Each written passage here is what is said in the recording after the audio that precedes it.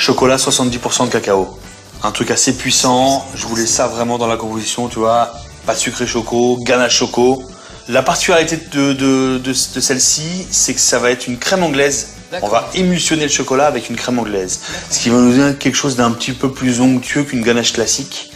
Donc les ingrédients, lait, crème, sucre, jaune d'œuf simplement. On va simplement prendre les jaunes et le chocolat noir 70%. Tu me mets juste les jaunes là, ici. D'accord. Et on mettra le sucre après. Moi pendant ce temps-là, je vais faire chauffer crème plus lait ensemble. Je vais mettre ça à chauffer. Top. Les jaunes, à peu près la moitié dedans. Et l'autre moitié dans le lait liquide, dans la crème et le lait. Pourquoi juste la moitié?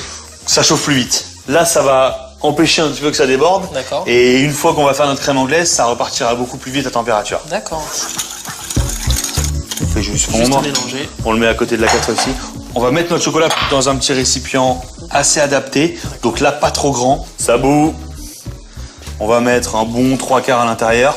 Tu vois, tu vas nous remuer ça en même temps. Allez. On va tout remettre à l'intérieur ici. La petite Maryse. À partir de maintenant, c'est crème anglaise. Donc plus de fouet, parce que le fouet, ça intègre de l'air et ça empêche la cuisson. La crème anglaise, la cuisson de la crème anglaise, pas trop fort. D'accord. Et ce qu'on va venir chercher, c'est une épaisseur. Tu vois, ce qu'on dit, c'est à la nappe. D'accord. Oui, c'est ça, Donc c'est quand le ça fameux nappe, trait. voilà, quand ça nappe la cuillère. Par exemple là. Donc la goutte, c'est que c'est pas encore bon. Quand on n'est pas sûr de soi dans la crème anglaise, il vaut mieux y aller à son rythme. Faut pas trop forcer les choses. Parce qu'une fois que ça crame, pour le coup, ça prend un goût d'œuf, tu vois, c'est pas terrible. Un petit contrôle. Nickel. Nickel. Tu vois, le trait reste bien visible. C'est top. C'est top. Toi qui es expert, tu vas avoir la responsabilité de l'émulsion, vu que tu connaissais le terme. Maintenant, tu vas nous montrer si tu sais faire. Donc, Maryse, 3 tiers. On va faire à peu près 3 tiers. D'accord. Premier tiers dès le départ. Là, tu connais. Je connais. Comment on appelle ça? Quand on fait au milieu comme ça, le noyau élastique.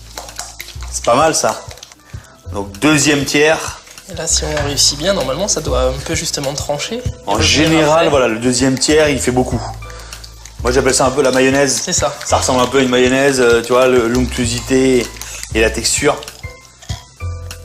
Je vais te remettre le dernier tiers. Maintenant qu'elle est bien liée, on va la réserver sur le côté. Je la mets comme ça, tu vois, on s'embête pas.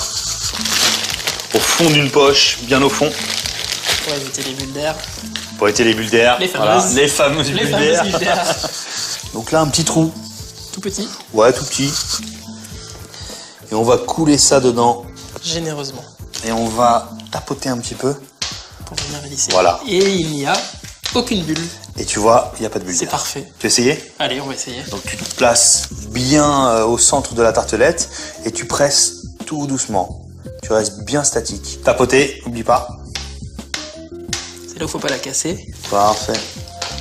Je crois qu'on va pouvoir en faire une petite dernière. Je te laisse mettre ça au frais? Allez.